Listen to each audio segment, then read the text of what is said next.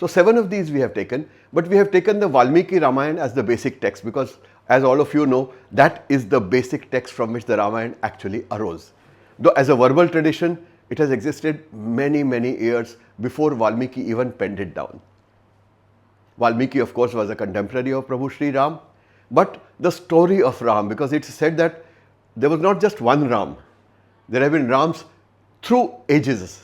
Various times when the need was there, somebody like Ram took avatar, Vishnu took avatar as Ram and helped us establish what is the Maryada. So we decided to chart out our path. And this path we charted out right from Ayodhya through Chitrakoot, Nasik, Hampi, Rameshwaram and then deep into Sri Lanka.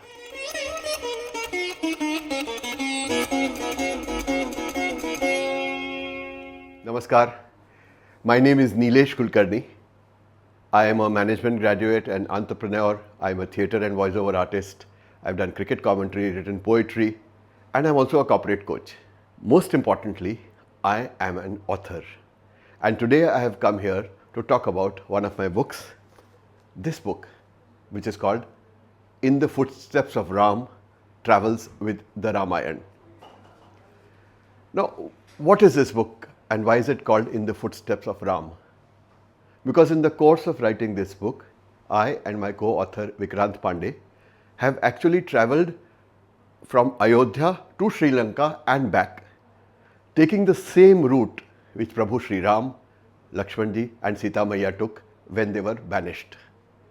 At the time of the Vanvas, wherever they stayed, whatever they did, we have gone to every single place. We have not only experienced the place, we have also talked to all the locals and tried to get the local stories about the Ramayana. As all of you must be aware, there are different versions of Ramayana. There is this book by Ramanujam which says that 332 Ramayana hai. Whereas in practice, if you actually go by the texts, there are some 3000 odd Ramayans including the oral versions. In each of the Ramayans, the basic story remains the same. Somehow the form changes to adapt to local needs. But I'll talk about that more as we come to the core of the book. But the fact remains that there are so many Ramayans and there are so many stories that no one text, no one narrative, no one book can ever accommodate the entire range of things that Prabhu Sri Ramchandra has done on this earth. So we've gone to different places, talked to people, sadhus, learned people, professors, some of the older people in that area, some of the young people who are taking great interest in the text, and talk to all of them and try to put together a narrative. So what this book does is that it consists of two parallel narratives running with each other.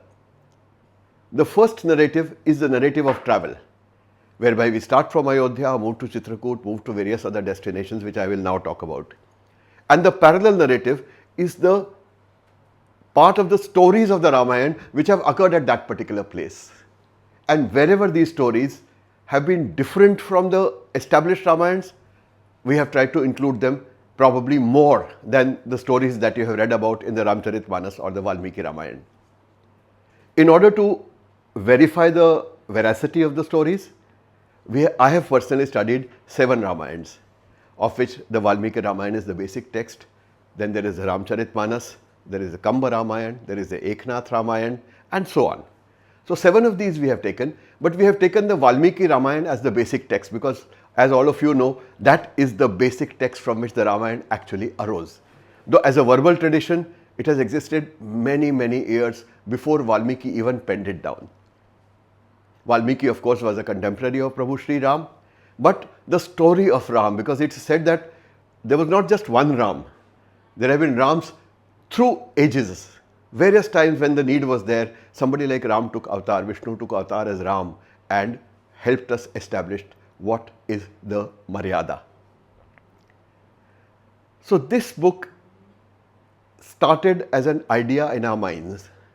I and my friend Vikrant Pandey, who have co-authored the book, we've been friends for about 30-35 years. And we have been traveling together very regularly. So there was this one time when I was sitting with him in a hotel room in Jaipur and he casually asked me the question He says, तुझे मालूम है चित्रकूट किधर है? So he showed me a map. I kind of looked around and said, यहाँ कहीं है. To which his response was, the यहाँ कहीं that you have outlined with your finger is actually some 500 square kilometers. You don't even know where it is. And he says, do you know what happened in Chitrakoot?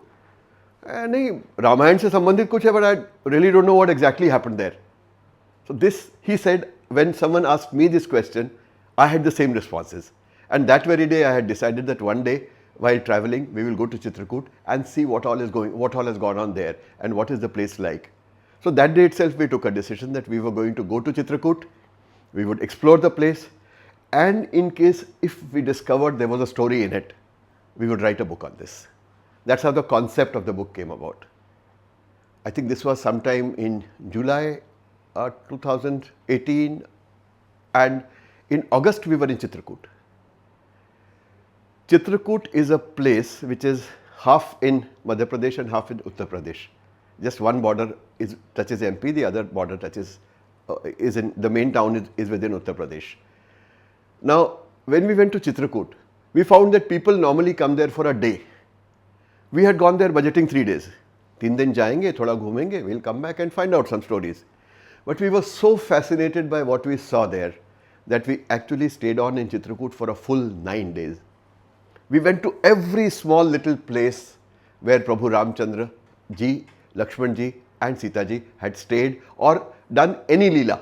Even if they sat on a rock by a river for a few minutes, we have gone to that rock, actually experienced the feeling of sitting there and letting it seep in that one day, many thousands of years before, Prabhu Ramchandra ji had actually sat on this rock. That's an amazing feeling. But there itself the mind was made up that we were going to write a book, chronicle our experiences and go ahead and write the stories that we get there. The next challenge to this was that once you have decided you want to trace the path of Ram through the jungles, how do you do it? I mean, how do you know which places to go to? How do you know that some place is not being missed out? So we did a lot of basic research. And doing the basic research, we discovered that there was a gentleman called Dr. Ramavatar Sharma who had written a book for which he had actually travelled this entire path some 12 or 13 times during the course of his career. He had travelled by car, he had travelled by scooter, he had travelled on a bicycle through the area, taking months together in the jungles of, what was then called Dandakaranya, and gone through the entire area, right through South India, right up to Rameshwaram, and marked the places where Prabhu Sri Ram had stayed. So we took that as a basic document. So all he had in that was a picture of the place, the name of the place and the location. We wanted to go much deeper, much further and chronicle much more than what was written in that book. But we took that as a kind of rudimentary Bible from which we would create our own scenario. There it started. Now that's about the book. What went on next? So we decided to chart out our path. And this path we charted out right from Ayodhya through Chitrakoot, Nasik, Hampi, Rameshwaram and then deep into Sri Lanka. This whole journey took us some 15 months approximately. Though of course we were not travelling all the time because we have day jobs too. So every month we would travel for 10 days, we would come back to our base camp, we would complete the regular responsibilities that were part of living and we would write out what we had experienced. Because the experience was so varied, there was so much we have seen, there is so much we have done that if we had relied on a end of the period memory for writing this out, we would never have got it right. So we would write that part down and then go back to the next destination. Now this continued regularly and then the book was written, it was finished. It was finally released on the 15th of May 2023, has gone on to do very well for itself. There is a e-version, there is an audio book, there are two editions of it have come out. In the month of October, it is going to come out in Hindi as Ram Ke Path Par. In the month of March, it will be translated into Marathi and Gujarati, and a web series has been made in 6 parts, which will be on your OTT platforms, probably sometime around Diwali this year. Now that part of it being over, Let me get down to the basic experience of what really happened, where did we go, what did we see, who did we talk to, who are the remarkable people that we actually interacted with, and what are the stories they told us. And at the end, what is it that I took away at the end of that period? So we're going to be talking about all these things. Like I mentioned, the journey began from Ayodhya. From Ayodhya, we went to Chitrakoot. From Chitrakoot, we traveled to various small destinations and then to Nasik. From Nasik, we traveled to Hampi, passing through the entire route that Prabhu Ramchandra ji and Lakshman ji took, traversing, trying to locate Mata Sita and trying to locate Sugriv, whom they wanted to associate with, because Sugriv had a very deep knowledge of geography. And he knew the directions, he knew everything. So they wanted to contact him. How did they get to understand the name of Sugriv? I will come to that much later. So we went to Hampi, which most people do not know is also the erstwhile Kishkindha, which is Sugriv and Bali's kingdom. From there we travelled down south, taking the route which the army had taken, and went to Rameshwaram. From Rameshwaram we crossed over to Sri Lanka, went to the various places associated with Ravan, we went to the various places where the battles took place, and the place where Vibhishan was finally coronated. And then we made our way back to Ayodhya. Now this fascinating journey changed us very, very fundamentally. But those experiences of the change, I will share much later. Ayodhya, as everybody knows, is where he was banished. From there, he went to a place called Chakia Purva. Now, Chakia Purva was our first halt, as it was Prabhu Ramchandra ji's halt. Now, this was the place where his entire population of Ayodhya had followed Prabhu Sri Ram, saying कि हम भी आपके साथ जाएंगे. So they had followed him and they had come there. And when Prabhu Ramchandra ji slept there, all of them slept standing up. Because they said, जिस धरती पर हमारे प्रभु रामचंद्र जी सो रहे हैं, उस पर हम सोने की सोच ही नहीं सकते. इसलिए हमें खड़ा रहना है उनके लिए. They stood there all night. So when Prabhu Ramchandra ji opened his eyes the first day and saw these people standing there, he realized they were not going to go away. So he called Sumant, who was a minister of Dashrath and whom Dashrath had given the responsibility of, taking them up to the jungle, and told him कि आप रथ को ले जाइए. सुमंत उनके सारथी भी थे उस समय, मंत्री होने के बावजूद. तो ही सेड आप इनको ले जाइए और रथ को ऐसे घुमाइए कि रथ के व्हील्स के हिसाब से इनको ऐसा लगे कि हम लोग एक दिशा में गए और हम जाएंगे दूसरी दिशा में. तो ऐसा किया गया और उन लोगों के उठने से पहले ये तीनों प्रभु रामचंद्र जी, लक्ष्मण जी और सीता मैया उस रथ में बैठकर दूसरी दिशा में निकल गए, जो कि लोगों को चकमा दिया, इसलिए उस गांव का नाम चकिया. और चूंकि वो पूर्व में गए इसलिए पूर्वा. तो उस गांव का नाम जो चकिया पूर्वा है, वो प्रभु रामचंद्र जी ने चकमा देकर पूर्व की दिशा में निकल गए, इसलिए ये नाम था. This was the first place we actually went to. वहाँ काफ़ी बदहाल है, अभी कोई बहुत ज़्यादा वहाँ पे डेवलपमेंट नहीं हुआ. छोटा सा एक मंदिर है, एक चबूतरा बना हुआ है, जिस पर पंडित जी ने हमको ये पूरी कहानी बताई. You will be surprise to know कि ऐसी ऐसी जगह है. जैसे उसके बाद एक मंदिर है जो कहलाता है टहाडी. टहाडी किस लिए? कि जब लोगों को पता चला कि Prabhu Ramchandra ji he has already left and he is already gone and they will not be able to see him again, उन्होंने दहाड़े मारी. Dahadi was the name of the place, which with time became Tahadi.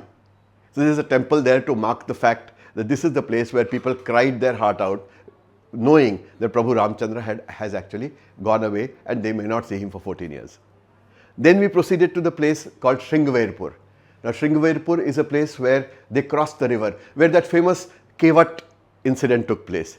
Everybody has heard of that. When we are at early school, we hear the story that Prabhu Ramchandra ji was going to step into the boat of a Kevat, Mallaha, a boatman, and he stopped him and said that मैंने सुना है कि आपके पाँव के लगने से अहिल्या एक पत्थर भी एक स्त्री बन गई थी, तो अगर आपका पाँव मेरे नौका को लगेगा तो ये जाने क्या हो जाएगी, और उसके बाद पता नहीं मुझे मैं अपनी जो उदर निर्वाह है कैसे करूँगा.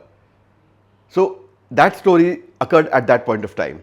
We went there expecting that it would be a place where only that Kevat was there, or there was a lone boatman who would help us to cross the river and take us to the other side.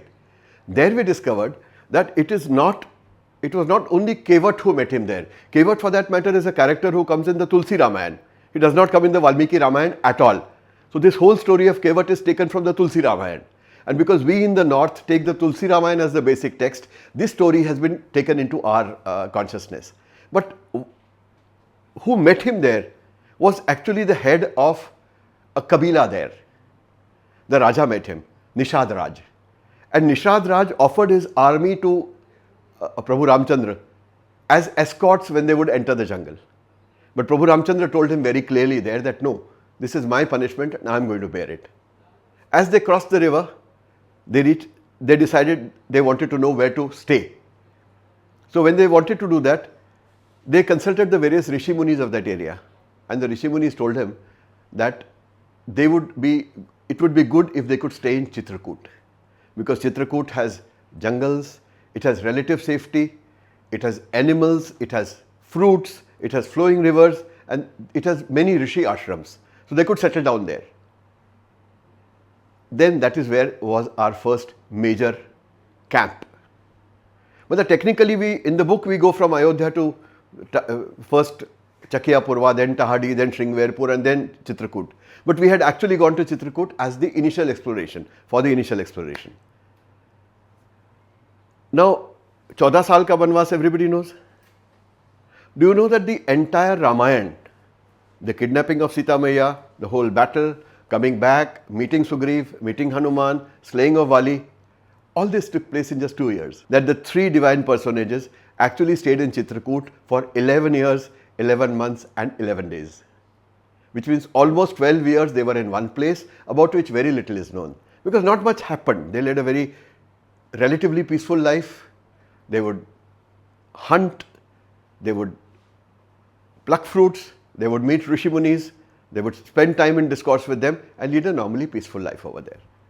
Then if they were leading a peaceful life, what actually caused Prabhu Sri Ramchandra ji to leave that instead of staying there for 14 years and go into the jungle, into the Dandakaranya? Now that is because he came upon a Rishi's ashram while visiting, and the Muni told him, this is just next to Chitrakoot, कि आप जाकर एक बार वो टीला देख कर आइए. एक टीला था वहाँ पर, उन्होंने बोला वहाँ जाकर आप देख कर आइए. When Prabhu Ramchandra ji went to that tila, he found that it was a huge mound and it was absolutely red in color. And there were people sitting around it crying. I have been to that place. When you go to that tila, even today, thousands of years thereafter, that is the only place there where the mud is blood red. Everywhere else it is the normal clay that is there for farmers. But that particular thing is blood red. And when Prabhu Ramchandra ji asked the people there कि आप लोग क्यों रो रहे हो, they said because इससे आगे सारा दंडकारण्य है और दंडकारण्य में इतने राक्षस हैं कि वो किसी भले आदमी को जीने नहीं देते और जिन भले आदमियों को उन्होंने ऋषियों को, मुनियों को, तपस्वियों को, पंडितों को मारा है, उनकी हड्डियों का ये टीला है. तो हम यहाँ we are waiting here to see as to who can come up, because we have been told कि एक महापुरुष आएंगे और वो आपको इनसे मुक्ति दिलवाएंगे. तो प्रभु रामचंद्र जी क्या आप वही हो? इस पर प्रभु रामचंद्र जी ने वहां पर प्रण लिया था कि मैं जब तक दंडकारण्य से, पूरे दंडकारण्य से राक्षसों को नहीं भगा दूंगा तब तक मैं चैन की सांस नहीं लूंगा. For that reason they decided कि हमें दंडकारण्य में चल के जाना है. अब दंडकारण्य से कनेक्टेड दो कहानियां हैं, एक सीख भी है और एक कहानी भी है. दंडकारण्य से के दंडकारण्य होने की कहानी पहले. Why was it called Dandakaranya? Now it was called Dandakaranya because one of the ancestors of Prabhu Sri Ram was called Dandak. Now he was a king of that particular area and the entire area was a very flourishing area which came under his kingdom. His guru was Brahaspati and Brahaspati had an ashram in the middle of what is now Dandakaranya. Now Guru Brahaspati had a very beautiful daughter and one time with his disciples he was to go somewhere. So he told his daughter to stay in the ashram. She begged of him and said, Pitashri, how can I stay alone here? There is no one around. To which Brahaspati told him that Dandak is the king of this kingdom and he is my disciple. As long as he is the king, you will come to no harm. And went away. But however, he told her that whenever you think of me, I will come back. In the blinking of an eyelid, I will be back to protect you. Now, Dandak happened to be hunting in that area. He came upon the ashram and saw the Guru's daughter. On seeing her, he got totally smitten and enamored. And he proposed that she, succumb to him or be with him. To which the girl naturally protested and she said, मुझे तो आपके संरक्षण में छोड़ा गया है, आप मेरे लिए ऐसी बात कैसे कर सकते हैं? The king did not agree and driven with lust, he imposed himself upon her. The girl was crying and cried out for her father. Brihaspati heard the cry, came and was wild with anger on seeing what has happened to his daughter. And she asked, किसने किया? Instead of नाम ले. She said, Raja Dandak. At which Brihaspati cursed him and said, Dandak, जिस राज्य पर तुझे इतना अभिमान है कि जिसके कारण तूने सिविलाइजेशन, सोच विचार सब छोड़ दिया, आज से वो एक अरण्य में बदल जाएगा. यहाँ पर कोई न तो कोई हरियाली उगेगी, ना यहाँ कोई इंसान अच्छा इंसान रहेगा. यहाँ पर केवल राक्षस, ogres, demons will stay in this, and this will be one of the worst places in the world to go to. Immediately with that curse coming in, that entire area became absolutely barren. So it is the Aranya which was in Dandak's kingdom, therefore called Dandakaranya. Now subsequently Dandak begged of his guru, apologized, accepted any punishment that was given to him, and as a ushap, क्योंकि हर शाप को वापस नहीं लिया जा सकता, लेकिन शाप का उशाप दिया जा सकता है. मतलब if certain conditions are met, then that curse will be lifted. So he said, अब से कई पीढ़ियों बाद तेरा एक वंशज होगा राम, वो विष्णु का अंश अवतार होगा. जब वो इस जंगल में से निकलेगा, वो इन सब का नाश करेगा और जंगल को दोबारा हरा भरा बनाएगा. तो because of this reason, it was necessary for Ram to enter that jungle, walk through it, and meet all the Rishi Munis there, give them, some were living there, some ashrams were there, and give them the assurance that he will protect them from the demons. So with the specific purpose, जब उन्होंने देखा वो एक, मैंने बताया ना, एक पहाड़ी सी बनी हुई थी जो केवल लाल रंग का टिब्बा था जिसमें हड्डियां और मांस था उन लोगों का जिनको राक्षसों ने मारा, तो वहां उन्होंने जो प्रतिज्ञा की थी, उस प्रतिज्ञा की पूर्ति के लिए वो दंडकारण्य में गए. Now this is the story of Dandakaranya and why he moved out of Chitrakoot. Because the first question that came to us was, if they have lived there for 12 years, they could have lived there for another 2 years, and they could have completed their vanvas and gone back to Ayodhya. Why did they decide to move ahead? So this was the mission that Prabhu Ramchandra had to complete. This was his responsibility. This was a prana taken by him. So he had to move out. He moved into the Dandakaranya. Of course, over a period of time, he slew all the demons, और ultimately जाकर दंडकारण्य के आखिर में नासिक में वो settle हो गए.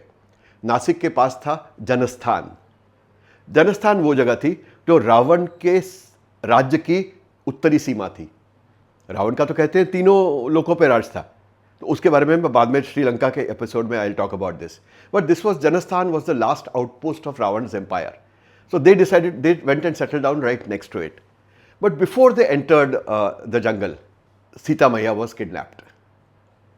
आप सोचेंगे ये कैसे? वो तो नासिक में Ravan had kidnapped her, taken her away. But no, this actually happened on the border of Dandakaranya itself, the moment they entered the jungle. The place where they entered the jungle is a place called Ambarish Ashram. Now that Ambarish Ashram is, Ambarish again was one of the ancestors of Prabhu Shri Ram, and उन्होंने वहाँ पे तप किया था, तो उनकी वो Ambarish तपोस्थली it is called. So this तपोस्थली is where they prayed before they entered Dandakaranya. Now I went looking for them. This is somewhere outside Chitrakoot. But when I went looking for the place, nobody actually knew about it, because they know it by another name called Gupta Ganga. So finally somebody told me, Ambarish Ashram se nobody will be able to tell you anything. Gupta Ganga bologe to they will take you to the right place. So I decided to go there. I told them, you tell me where it is, I will walk with my friend and my driver and we'll go up and look for it. So this shopkeeper who told us about it said, आप अकेले वहाँ जा नहीं पाएंगे, because वो बहुत ऊंचाई पे है और जंगल का बड़ा संकरा रास्ता चढ़ता हुआ वहाँ जाता है. So they called the person and said, oh, take them up, they'll give you some money. Now it seems this person who was called was a woodcutter, and he would regularly go into those jungles to gather wood for selling in the market there. He accompanied us, but he said, अब थोड़ा रुक जाइए. He went into his house, came out with his axe, kulhadi, and came out with 2 stout sticks and gave them to us, and said, chaliye. So we started walking. We thought that the sticks would be needed for support when we are climbing up the hill. Maybe that is why he has given it to us. So we went outside Chitrakoot. There was a river. We waded through almost this deep water, about 50 meters straight, and went to the other side. And the other side was the mountain and the jungle. So we moved up a narrow path. Halfway up, we suddenly realized that this man is carrying an axe and we are carrying stout sticks. Why are we doing that? So we called him and said, "Arey bhai, yahan aao." ये सब तुमने साथ में रखा हुआ है, कोई जंगली जानवर तो नहीं है? तो ही लुक्ड एट अस, नहीं जंगली जानवर तो कोई नहीं आता यहाँ पे. Very relaxed we started climbing after him, but after a while it stuck him कि फिर ये दिया क्यों हमको? वी सेड अरे जंगली जानवर नहीं तो ये कुल्हाड़ी क्यों रखी है? तो ही सेड कभी कभी चीता आ जाता है, referring to a leopard. So you can imagine what kind of scare would have come into us, city-bred people walking through a narrow path in the jungle, climbing up at about 45 degrees, going up. It is almost 5 o'clock, so we know that by the time we come back, it is going to be dark, and there is the fear of the cheetah coming in. So we went up, and then this man scared us further because he quite enjoyed our fear, and he pointed to a pond and said, "Yahan pe cheetah pani peeta hai." And then we walked past that and went up to the mandir. When we went up to the mandir, what happened there was one of the greatest learnings I have carried with me on the entire trip. And if all of us imbibe this one learning, I think stress, worry, all these things will totally disappear from our lives as they have disappeared from mine. Now, what is the learning? I'm standing there, I keep calling out, koi hai, koi hai, koi hai. At the end of about 15 minutes, one Mahatma walked out. Must have been about, maybe he was in his 70s, white flowing beard, wearing just a lungi type of thing, and he came out, he folded his hands and apologized. Says, माफ़ कीजिए, मैं गैया की सेवा कर रहा था, इसलिए मैं आपको मिलने नहीं आ पाया. आवाज़ तो आपकी मैंने सुन ली थी. So we talked to him, he showed us around the place. Then it struck us, we haven't seen anyone else here. So we asked him, कि और कोई नहीं है? He said, नहीं, मैं तो यहाँ अकेला ही रहता हूँ. I was like zapped. Come on, in the middle of the jungle, जहाँ चीता भालू रोज पानी पीने आते हैं, वहाँ पे this man is staying all alone. So I asked him, how long have you been staying here? He said 16 years. I said, how many times have you gone down? He said, about once a year. Otherwise, people come and give me the provisions here, and I manage on my own because my job is to look after this place. So obviously, we are city people. We are scared of everything. So I turned back, and while leaving, I asked him, Mahatma ji, आप अकेले यहाँ रहते हैं, आपको डर नहीं लगता? He smiled. He put a hand on my shoulder and he said, आप मुझे बताइए, मैं यहाँ किस काम से आया हूँ और मुझे किसने भेजा है? I thought he meant कि मेरे गुरु ने भेजा है या किसी ने. So I said, नहीं पता. He pointed up and said, मुझे यहाँ काम करने के लिए उन्होंने भेजा है. तो मेरी सुरक्षा की जिम्मेवारी मेरी है कि उनकी है? मैं मेरा काम करता हूँ, वो उनका काम करेंगे. Can you beat it? I mean, I still get goosebumps when I say this. What a learning. This learning I've carried with me. Every time there is a difficulty I come up against this, ever since I have met this great man, I just say कि मैं अपना काम करता रहूं, वो अपना काम करेंगे, और जो वो काम करेंगे वो अपने को मंजूर रखना पड़ेगा, बिकॉज उनकी मर्जी के बगैर तो कुछ हो ही नहीं सकता. साधु बाबा सेड यस. सोचिए कि अगर उन्होंने सोचा कि मेरा जीवन लेना है, तो क्या मैं यहाँ खड़ा हो सकता हूँ? और अगर उन्होंने सोचा कि मैंने जीकर उनकी सेवा करनी है, तो 10 चीते भालू भी चारों तरफ होंगे तो मेरा क्या कर लेंगे? This is a solid learning. It's a learning which I have not only found with this person, but I found it being repeated down the line with many other people as we were walking past. All the way to Rameshwaram and all the way to Sri Lanka. I'll tell you about one or two other such remarkable people afterwards. Anyway, we didn't do much in Dandakaranya because Dandakaranya में रामायण में भी अगर देखेंगे, वाल्मीकि रामायण में शायद there are only 4 or 5 pages devoted to the journey through Dandakaranya, and Tulsi also finishes up in about 5, 6, 10 chopais. Because not much happened there. They went through the jungle, and whatever demons and ogres came their way, they killed them. They reassured the sadhus staying there that they were now safe. And as Prabhu Ramchandra ji stepped into Dandakaranya, it became green. It became a jungle. And then they walked on and settled down at Nasik. Nasik, we know, is where Sita Maiya was kidnapped. And this is where the episode of the Kanchan Mrug actually took place, where she saw the golden deer and wanted the deer for herself, and Prabhu Ramchandra went after the deer. And when Marich, who was the Rakshas, he was Ravan's mama, who had come as the Kanchan Mrug, died, he said, "Hey Ram, hey Lakshman." And he said, "Hey Lakshman," in Ram's voice. And when he said that, Sita Maiya thought that Ram was in danger and sent Lakshman after him, which actually set up the kidnapping. This is the place where it happened. Now we traced the path of the Kanchan Mrug, and we went all over the places where the Mrug had gone. Now there are some 17 temples in that area devoted to the path of the Mrug and the path of Prabhu Sri Ramchandra ji when he followed him. Now all those are listed in the book. But there is a place where Prabhu Ramchandra ji sat down and took aim at the mrig. There is a particular place where the arrow hit the mrig. There is a particular place where his head was cut and fell somewhere, and there was a particular place where his body fell. Now all these are places marked by separate temples in that area. We traced the whole thing. We met a very interesting person there who said कि वहाँ पे एक dam है which was made in 1800 something by the British. Now he said that his great grandfather had been part of the people working on the dam, and on the dam while excavating they had discovered a human carcass or a human skeleton which was some 30 foot long. He says ये वही था, मारिस का skeleton था, मेरे परदादा जी ने खुद ने देखा है. Now there are many such stories which come up. You don't know whether to trust them or not. But the fact remains that each of them stays in the minds of the people, and whatever stays here is real. What we consider to be real is actually what we believe in. So if they believe this, this is the truth, which is how we have gone with the whole story. Okay, so we did that. Now we come to Parnakuti. Parnakuti mein we discovered something very funny, something unknown. See, all of us have seen, for many of us, at least your generation, the Ramayana is Ramanand Sagar's Ramayana on television. He wrote the first Ramayana for many of us. And in that, you are aware that जब Ravan kidnap करने के लिए आता है सीता मैया को, तो वहाँ एक लक्ष्मण रेखा खींची हुई है, और लक्ष्मण रेखा को अगर वो पार करेगा रावण तो भस्म हो जाएगा. इसलिए he had to persuade her to step out of that Lakshman Rekha, and then he was able to kidnap her. When we went to that place, so we generally asked the Panditji there in the Kala Ram Mandir. We said, "ये Lakshman Rekha कहाँ खींची थी?" He said, कौन सी रेखा? Lakshman Rekha. He laughed.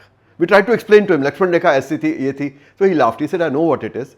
Why I was asking it is because you have asked this question since you have not studied Valmiki Ramayana. You have not even studied Tulsidas.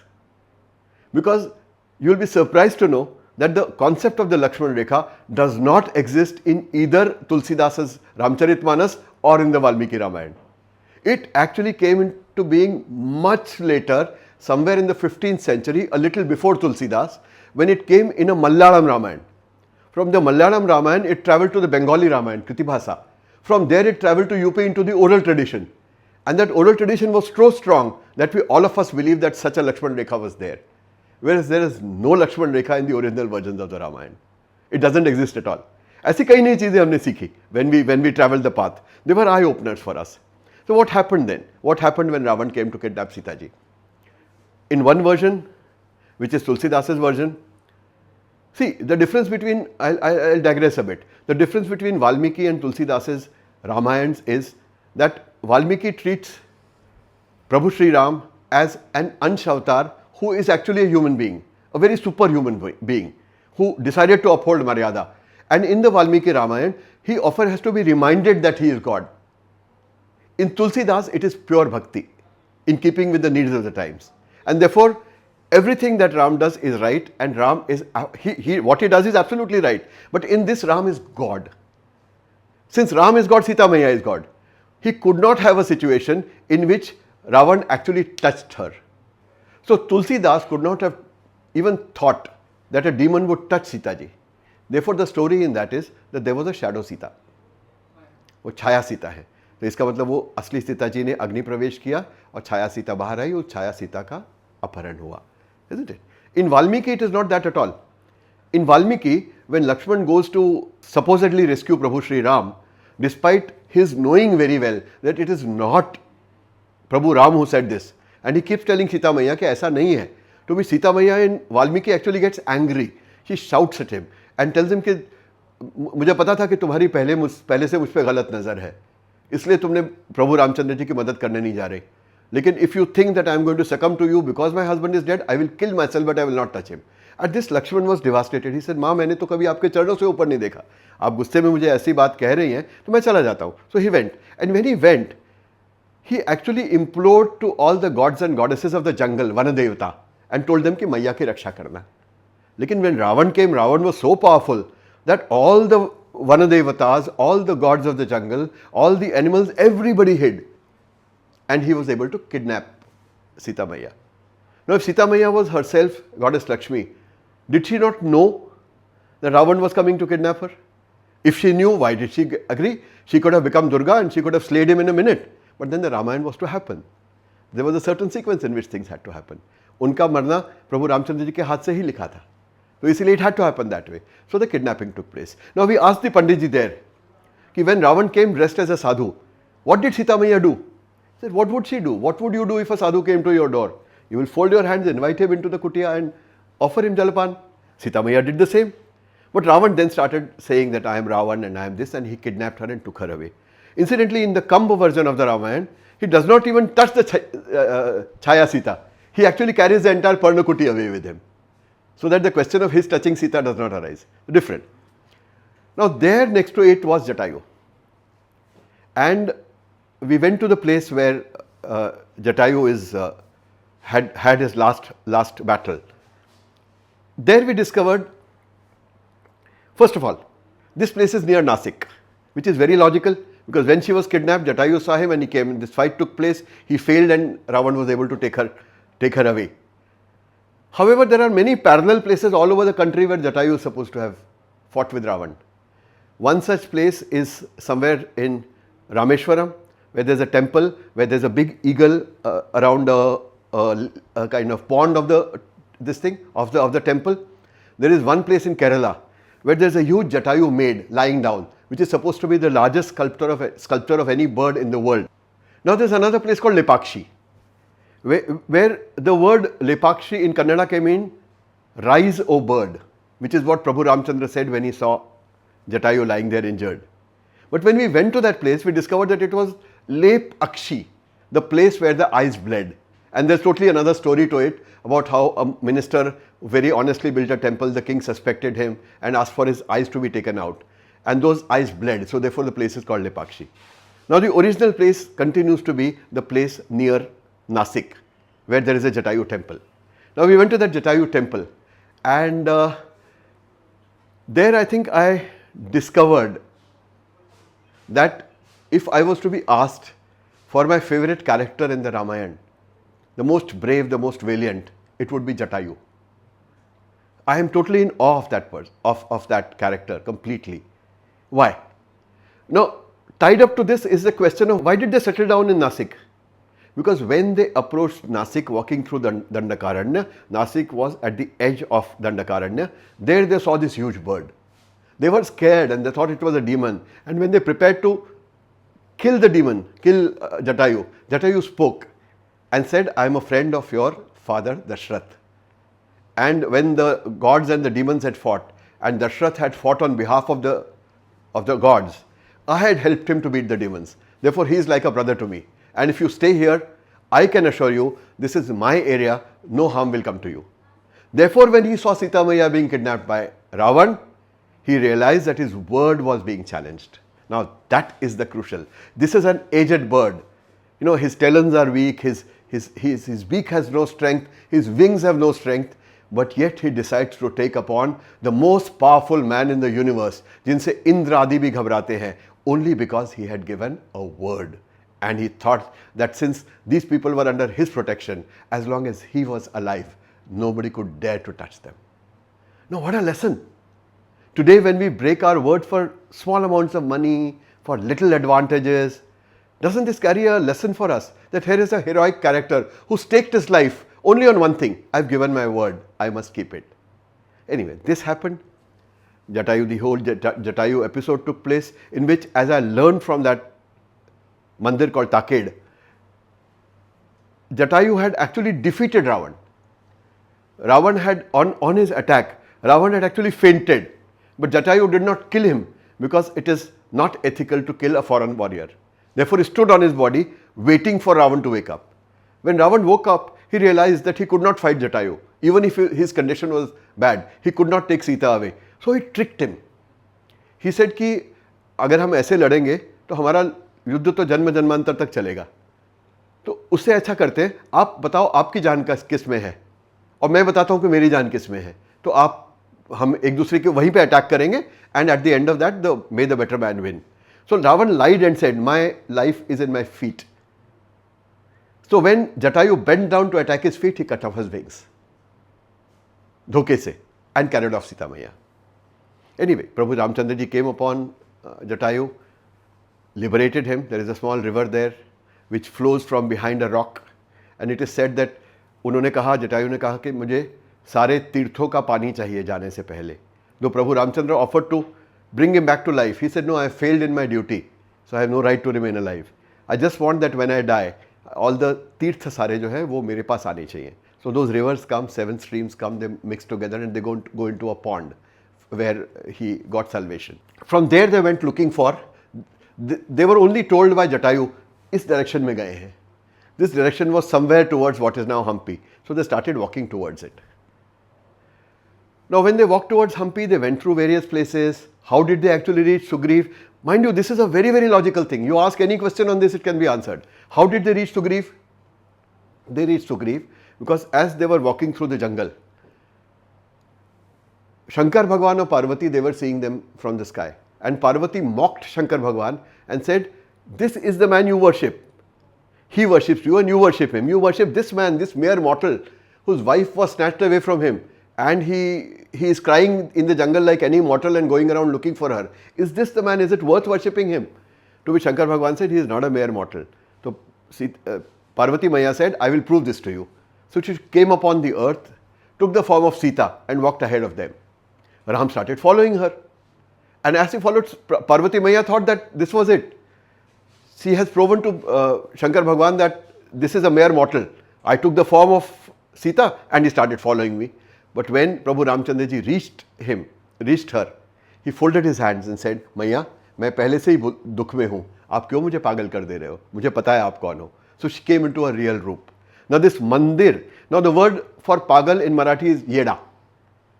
So this particular place where Prabhu Ramchandra said this, there the Devi is there in a temple which is called the Yedai temple. Ai is mother and Yeda is pagal. तो जिस आई ने पागल कर दिया था उसका मंदिर वो बना हुआ है, where also we went. From there it is Durga Mata who actually showed the path and said you go like this and you go to a place called Kishkinda where there is a man called Sugriv who has a deep knowledge of geography. He also has followers, but currently he has been sent into the jungle by his brother who has not only taken his kingdom but also taken his wife, and he lives on the Rishimukh Parvat and cannot move out of it. Look for him. When you find him, you will find Sita Maya. That is why they went to Hampi, Kishkinda as it was then called. So they went to Kishkinda, there they met Hanumanji. One version of the Ramayana is that when Hanumanji first appeared before Prabhu Ramchandra ji and Lakshman ji, he threw rocks and trees at them, because he thought that how do I know whether this man is strong enough to save my master and to fight Vali? So let me test him out. And Prabhu Ramchandra with every arrow completely demolished all these, and therefore Hanumanji came and prayed before him. But that's not quite correct. Because what they say there is कि अगर ऐसा हुआ होता, हनुमान जी भी बलशाली थे, रुद्र का अवतार थे, प्रभु रामचंद्र विष्णु का अवतार थे, ये अगर युद्ध होता तो पूरी पृथ्वी समाप्त होने तक युद्ध चलता रहता. So therefore this never happened. He actually came in, sat on a tree under which Lakshman ji and Ramchandra ji were resting and started praising the Lord. On hearing this, प्रभु रामचंद्र जी ने ऊपर देखा, बोला कौन है ये ब्रह्मचारी जो ऊपर से इतना बोल रहा है? ये लगता है कोई बहुत ही सुसंस्कृत है. Somebody who has also been exposed, he was very educated, very cultured. Let's call him down. So he came down, they talked to each other, and there itself Hanumanji realized that this is the Lord he was looking for and decided to become his servant ever after, to serve him ever after, and then took him to Sugriv, and the whole thing happened. We won't go into the details of how Sri Lanka was discovered, but ultimately it was discovered, forces were marshalled, and the army marched to Rameshwaram. There's just one interesting story which comes in between. Now, when Prabhu Ramchandra killed Vali and gave Sugriv back the crown, at that point of time, Prabhu Ramchandra ji was cursed. He was cursed by Vali's wife Tara. Now, people will say कि a lot of people ask this question, Shurpanakha की नाक क्यों काटी, या वाली को पीठ में तीर क्यों मारा, सामने जाके युद्ध क्यों नहीं किया? Because Vali was Indra's son. And Indra had given him a mala. As long as he wore that, he would never lose in battle.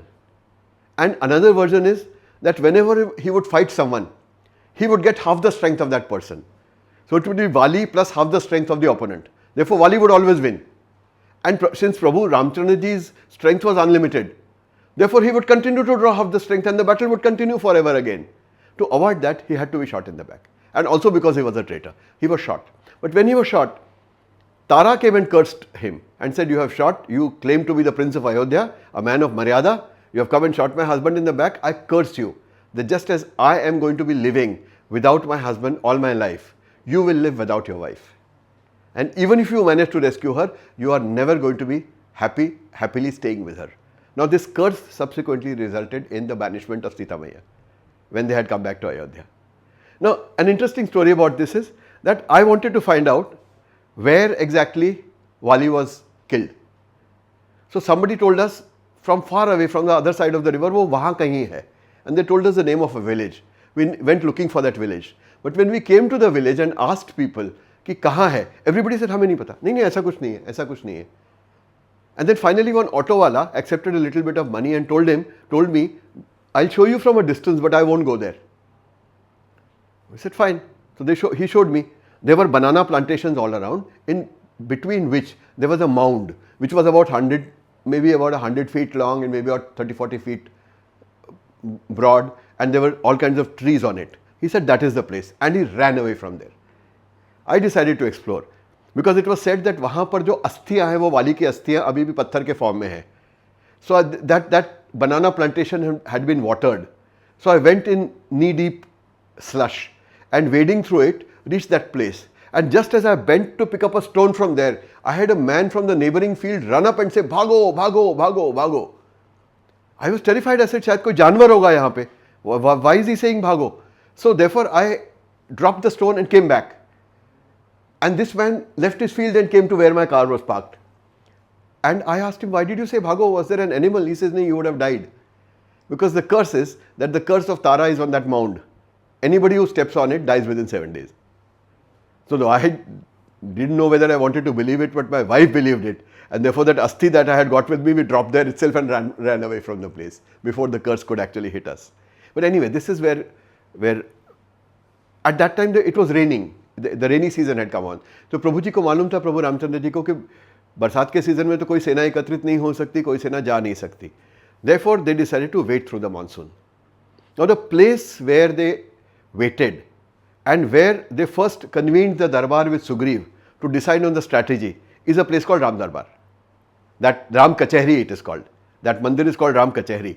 Now there was another lesson which we actually learnt from the journey of the Lord. The Pandit ji told us that आप राम के जीवन से 4 चीज़ें सीख के जा सकते हैं. एक तो ये, when you are faced with a difficulty, you just accept it. You don't sit and cry. You don't complain. ये नहीं, इसने ये नहीं किया, उसने वो नहीं किया. When he realized that there are just 2 of them to fight the most powerful man in the universe, he did not say, "I won't do this." He was not scared. He accepted the fact that yes, this is what I must do. And when he realized that this is what I must do, he decided to go ahead and do it. Now, how many times do we know what is the right thing to do, but we never do it because we are scared or because we invent excuses for ourselves? He invented no excuse. He accepted responsibility. He decided it was his job. He decided to go ahead and do it. He decided to go ahead and do it within his principles. He could have gone to the neighboring kingdom and asked for an army. He could have gone back to Ayodhya and told them, Bharat to send him an army. But he decided that his principles were that he would stay in the jungle for 14 years. He would stay in the jungle and decided to tackle it himself. And then he showed the patience. In the monsoon, he could have tried to put an army together. But he did not because the time is not right. So the lesson that Pandit Shukla from that Ram Kachehri Mandir told us was, विपदा आए धैर्य रखे. अगर उस विपदा के बारे में कुछ करना है तो करने की ताकत रखे, करने की हिम्मत रखे और सही समय का इंतजार करें. This is something, it's a massive learning which I carry with me even till this date. Well, the army was assembled. It marched all the way to Rameshwaram. Rameshwaram, there are many stories about making the bridge, what is called the Ram Setu now. There are also stories about how Sri Lanka is not actually the Sri Lanka referred to in Valmiki Ramayana. Because if you go over the Valmiki Ramayana, almost right up to Rameshwaram, the entire area, the flora, the fauna is very accurately described. But when he comes to Rameshwaram, he says 100 योजन की छलांग लगानी थी हनुमान जी को श्रीलंका पहुंचने के लिए. Why did only Hanuman ji jump? Why didn't Angad jump? Why didn't any of the other Vanars jump? Because nobody could jump 100 yojanas. 100 yojanas is roughly 800 miles, means 1200 kilometers. Now, this particular Sri Lanka is only 3 yojana away from Rameshwaram. So many people say that this is not actually the Lanka. But we discovered this later on that it actually was, there's a different dimension to it. I'll talk about that. Fine. So they came upon Rameshwar and they wanted, all the Vanars were in trouble because they had never seen the sea before. समुद्र में जा नहीं सकते थे. तो पहली बात तो उनको वहाँ पानी नहीं मिल रहा था. So there, Tangachidmam is a place. वहाँ पर प्रभु Ramchandra shot an arrow into the body of the sea, and from there a well is created which has absolutely sweet drinking water. We actually went to that place and tasted the water. There is sea water all around. There is a jetty. At the end of the jetty there is this well. From that well, if you draw water, it is like you were drinking the purest water you have ever drunk. And this is the well from which all the Vanars quenched their thirst. And then they started making the Ram Setu, what is now known as the Ram Setu, to get across to the other side. Now this Ram Setu, why did those stones float? The story is that there is Nal and Neel were part of the Vanar army. And Nal and Neel were the sons of the architects of the gods. And because Nal had misbehaved somewhere, he was cursed. That he says, you will never be able to make a building. That even if you throw stones into the water, the stones will not sink, they will float. So you will never be able to do anything effectively. But even this basic thing like a stone sinking in water would not happen if you do it. Now they took advantage of this. प्रभु रामचंद्र जी का नाम लिखा गया, नल ने वो direct किया और वो पत्थर फेंकता गया, they kept floating and the road was made. Now this Ram Setu incidentally is also in English called Adam's Bridge. What currently people call as Adam's Bridge. Now this is not Adam, it is Adam. There was apparently a Sufi saint in Sri Lanka up to the 14th century who would often walk across that bridge to come to India and go back. Now it is shallow, it is in shallow waters. But at that point of time that bridge was still there. It is because of global warming that the waters have been rising and the bridge has become submerged. Now I went on one of the corals of the bridge and stood about 100 meters inside the water line, and found that I could see the stones which were actually moving across, which you see this NASA picture where you see the path of the bridge moving across between India and Sri Lanka. I've actually seen those. And it is said that till 2 years before that, that means almost up to 2017-18, people were allowed to take boats and go and visit those islands or those stones in between. But subsequently some people overstayed their welcome, high tide, they were washed away, some 18 people died, so it was banned. We were not able to go there. Now, if I ask people normally, कि bridge कहाँ से शुरू हुआ था? Everybody will say Dhanushkodi. The standard place for it is Dhanushkodi, जहाँ पे bridge खत्म हुआ है. But Dhanushkodi is where the bridge was, a part of the bridge was destroyed by Prabhu Sri Ram on the saying of Vibhishan. Because Vibhishan said, यहाँ से हो सकता है वापस भी लोग आके मेरे kingdom को attack करें. Therefore destroy the bridge. धनुष से वो bridge वहाँ तोड़ा था, इसीलिए it's called Dhanushkodi. But the bridge didn't actually start from there. It started from a place called Setukarai.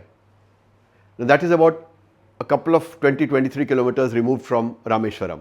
Because Rameshwaram is an island. And if you remember, the bridge was built because the Vanars could not cross the sea and they were scared of the water. So if Rameshwaram was an island, how did they come to this place, Dhanushkodi, to build the bridge? They had to cross a piece of sea for that. To bridge that, in a place called Setukarai, the bridge started. It went up to Rameshwaram, Dhanushkodi, it went up to Talai Manar. So we followed that particular path and we reached Sri Lanka. Now there is an interesting story there कि प्रभु रामचंद्र जी ने वहाँ पे एक शिवलिंग बनाया और उसकी पूजा करने के लिए कोई पंडित जी नहीं थे. So the Pandit nearest was Ravan. So Ravan was called and Ravan helped him to consecrate that Shivaling. And when Prabhu Ram touched his feet as the Guru, he said, I know that by saying Vijayi Bhava, I'll be ensuring my own death. But I'm prepared to do that because that is my duty as a Purohit. I have to do it. However, the story finds no substance there. This is a story which has come from somewhere. We do not know where it has come from. And it is one of those myths that have associated with the Ramayana. It is not there anywhere in the story at all. For that matter, only while going, Prabhu Ramchandra ji stayed at Rameshwaram. On the way back, they never got down there. Nothing was done. They flew over it. Because Valmiki Ramayana has many descriptions of Prabhu Ramchandra ji describing to Sita Maiya where they stopped, where the army assembled, where he dug a well and so on. So they flew back. So this time this bridge was constructed, they went into Sri Lanka. In Sri Lanka, we discovered something very strange. That just as we have highways in the countries now, in Sri Lanka they have tunnels. The entire army used to travel from one part of the country to the other through a tunnel. And entire Sri Lanka is crisscrossed with tunnels. So the entire army would be. Not only that, just like at the ends of highways, we have malls and shopping complexes and all. At the end of the tunnel, they had palaces. We went to one such place ahead of Ella, which is Ravan's palace, where you climb up about 800 steps to get to the top. And you go there, you see on the roof, you still see cave paintings. And those cave paintings are supposed to be 10,000 years backwards. They said this is where Ravan's palace once was. And from there, 3 directions tunnels go, which are supposed to end up various places in Sri Lanka. But now, of course, they have been walled up. Hardly a few meters inside there is a wall, because you are not allowed to go in, you don't know what is inside and you don't know, it could kill you. But we went down one particular tunnel. Now there is a place called Istripuram. Now aap dekhiye, you know that Sita Maiya was actually imprisoned in the Ashok Vatika. We went to the Ashok Vatika, we saw where Hanumanji had landed, where he had met her. But when Hanumanji came back after destroying the Ashok Vatika, obviously Ravan was scared. He said, if an ordinary monkey could locate Sita Maiya in this place, then when Prabhu Ramchandra comes, he will be able to do it. Let me hide Sita. So he took her and hid her in a cave. Now inside the cave, in this place called Istripuram, we went down. We went down about 14 feet like this. We climbed up a hill, there's a hole in the ground.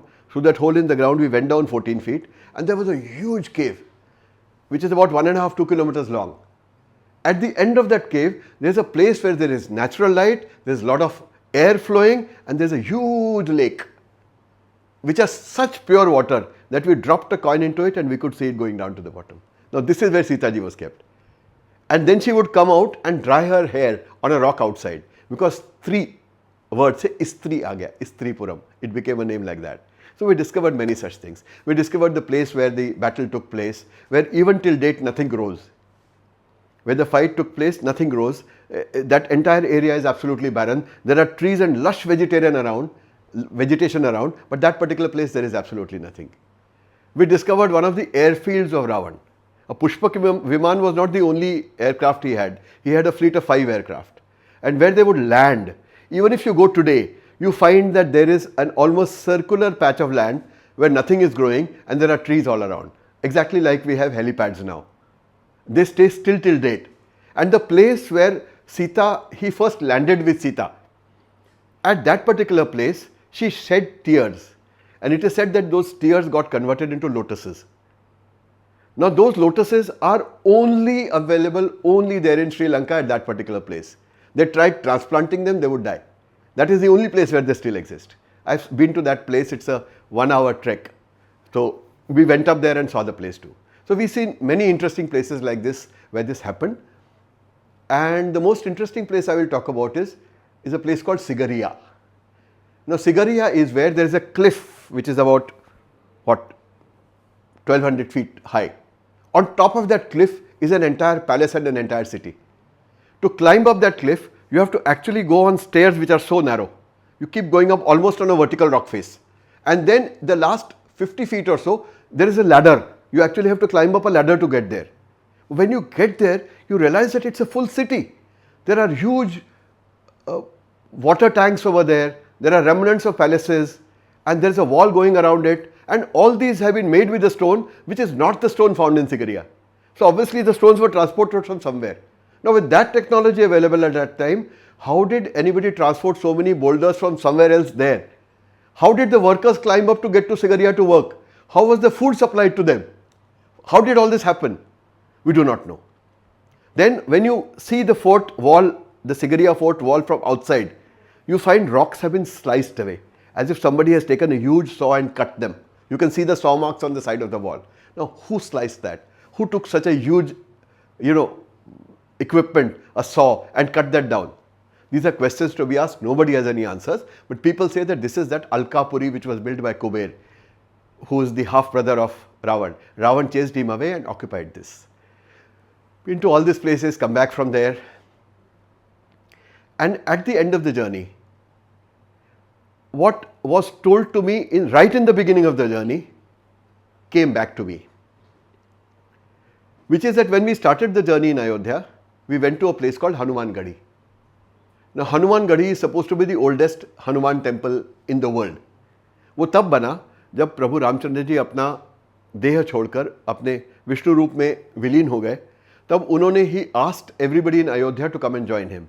So all the animals, birds, all the residents of Ayodhya except the चिरंजीवीज, Vibhishan को उन्होंने बोला, सबको जिनको जो चिरंजीवी थे वो सारे रहे, बाकी everybody went into his Vishnu रूप and found whatever dimension they had come from, they went into that dimension. जिस लोक से आए थे उस लोक में चले गए सारे.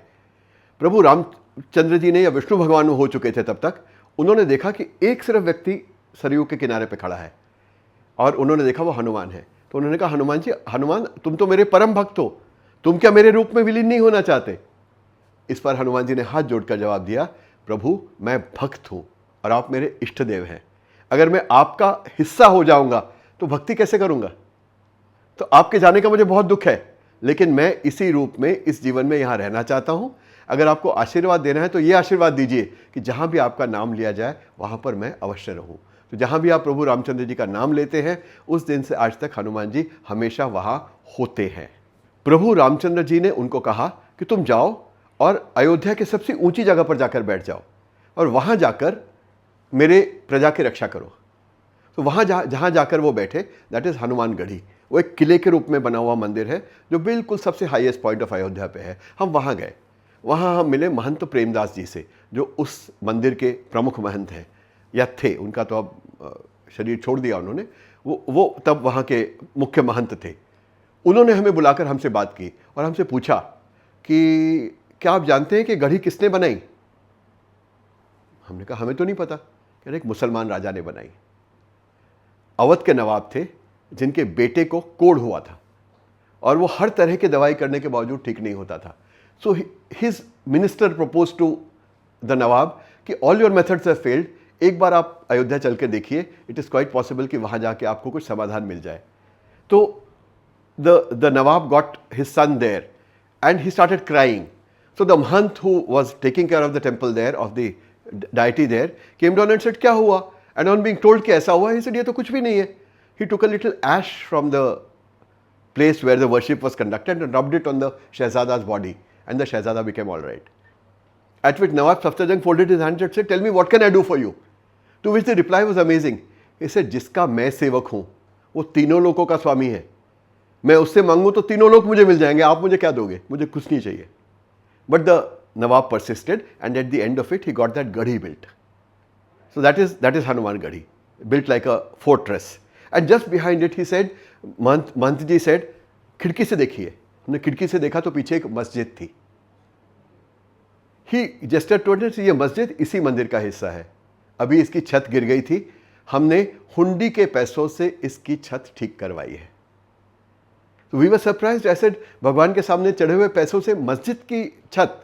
To which Mahant ji said, इबादत यहाँ भी होती है, इबादत वहाँ भी होती है, सिर्फ समझ का फेर है. अब think of a person who is steeped in orthodoxy, who has been brought up in the religious credentials, only learning our scriptures, having been brought up like that, at the end of his lifestyle tells him, इबादत ये भी है, इबादत वो भी है, सिर्फ समझ का फेर है.